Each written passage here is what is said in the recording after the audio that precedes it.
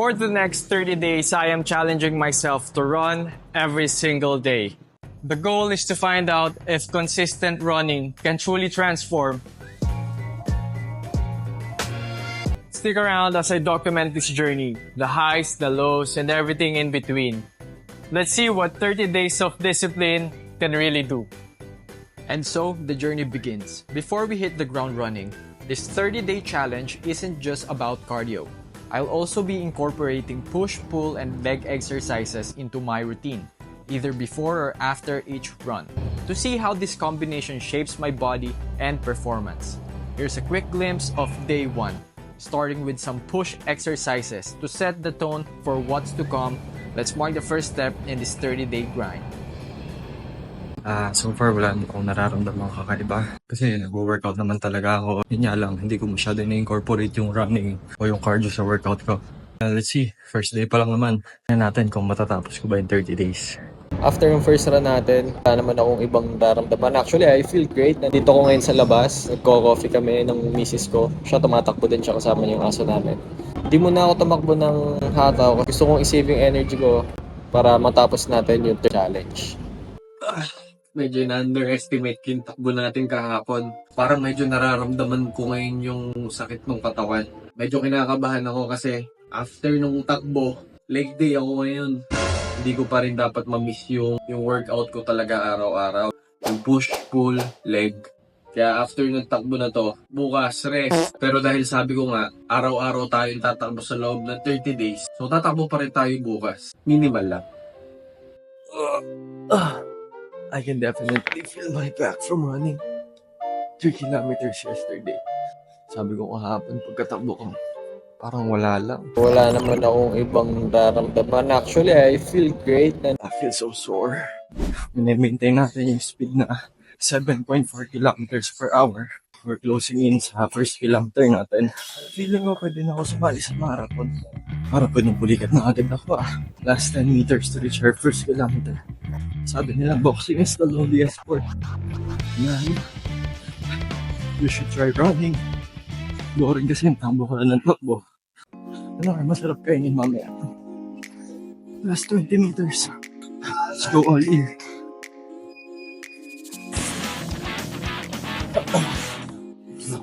10 meters to go. At dito nga ay na-beat natin ang record natin. Mas mabilis tayo ngayon ng 2 seconds. Hindi naman ganun kasama yung 3 kilometers run. Let's go to the pool. Lub-lub muna natin yung paa natin. So after nung run natin, di naman tayo agad magle-leg exercise. Magpapalamig muna tayo ng mga binti sa pool dahil importante ito para mabawasan ng muscle soreness at mapabilis ang recovery. Makakatulong din ito para maiwasan ng injury at ma-prepare ang katawan para sa susunod na workout. Tingnan natin kung may natitira pa tayong lakas after do sa takbo.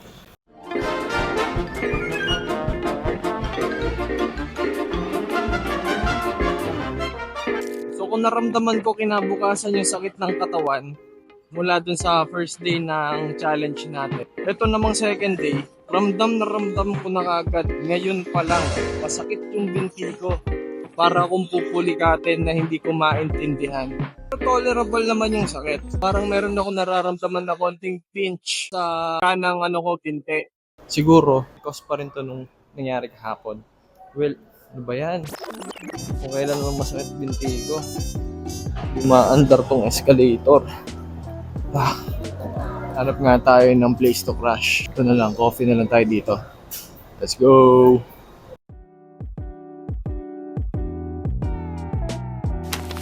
Ito walang halong biro. 5 AM gising na ako. Pero sobrang sakit talaga ng katawan ko. Pagkagising ko, umupo lang ako sa may recliner. Tapos nag-isip-isip ako kung tatakbo ba ako ngayon. Kasi sobrang sakit talaga ng katawan ko. Well, para kasi nakakatamad na eh. Well, anyways, andito na tayo.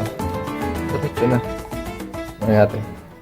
Mag-electrical machine muna tayo to warm up. Painitin muna natin makina. Dapat may warm up talaga. Stretching. Kasi after kong mag-elliptical tsaka mag-stretching, nawala yung soreness, parang magic. Mamaya na chismis. Sprint na tayo.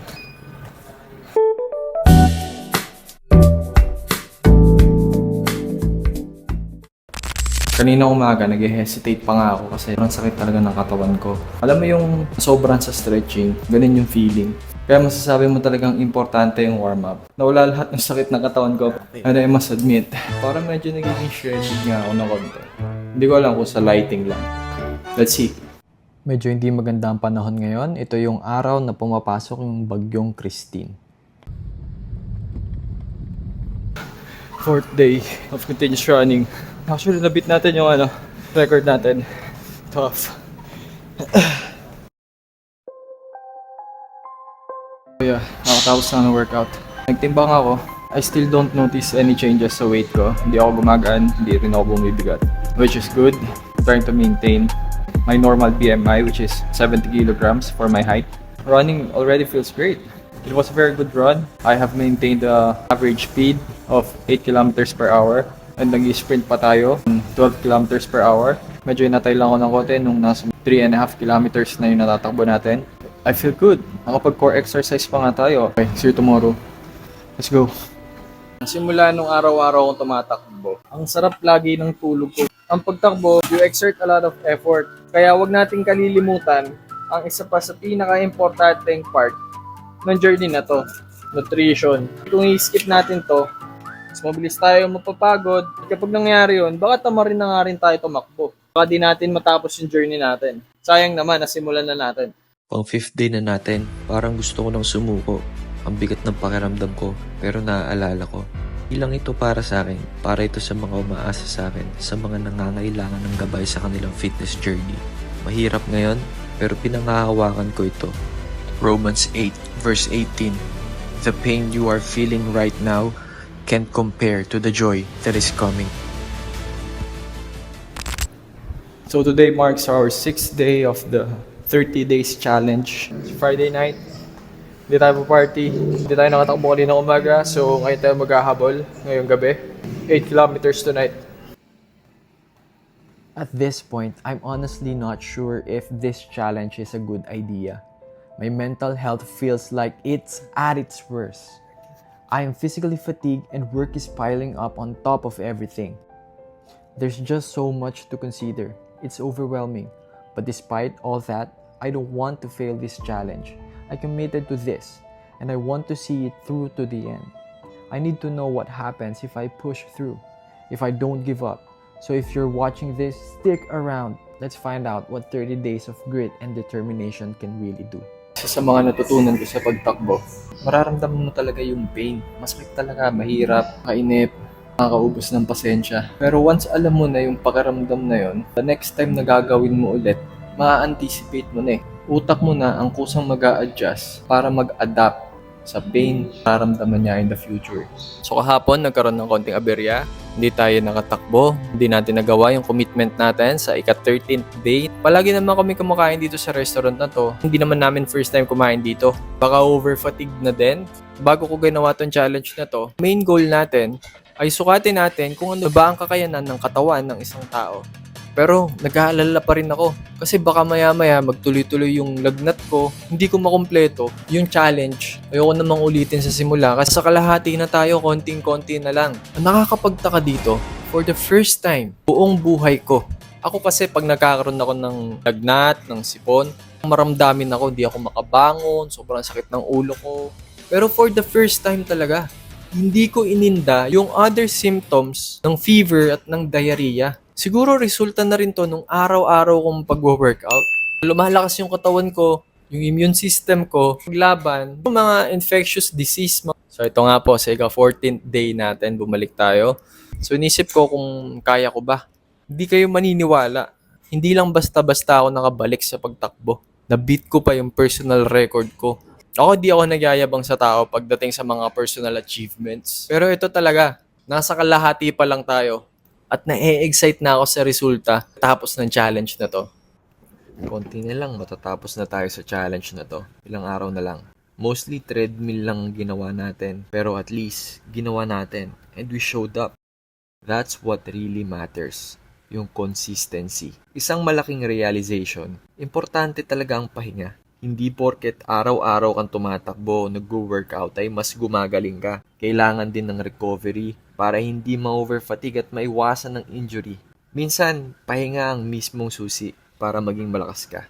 At isa pa, hindi gears or kahit na anong mamahaling gamit ang kinakailangan mo. Kahit anong brand pa yan, kung hindi ka nagpapakita, wala ring mangyayari sa'yo. Ang mahalaga, you show up every day. Kasi may improvement na nangyayari. Hindi mo lang agad napapansin. Kaya kung iniisip mong magsimula, gawin mo na. Hindi mo kailangan maging perfecto. Basta magsimula ka and show up. This is the result of the 30 days challenge. Kayo na po ang bahalang humusga.